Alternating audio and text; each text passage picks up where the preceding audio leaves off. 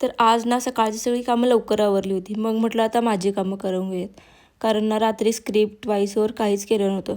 रात्री इतका कंटाळा आलेला ना गप्प झोपून घेतलं. त्याच्यानंतर दुपारी गल्लीतच ना एका ठिकाणी जेवणासाठी जायचं होतं.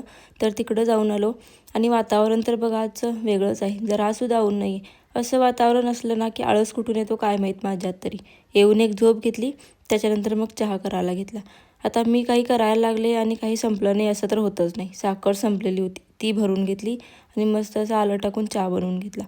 चहा उकळताना ना आल्याचा जो अरोमा सुटतो ना घरात, कायच सांगायचं.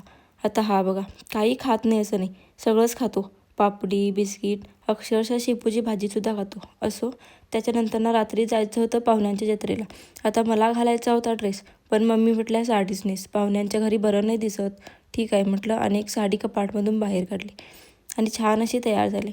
तिकडून येताना आईस्क्रीमसुद्धा खाल्ला आणि असा होता माझा आजचा दिवस. चला भेटूया पुढच्या ब्लॉगमध्ये. Bye bye.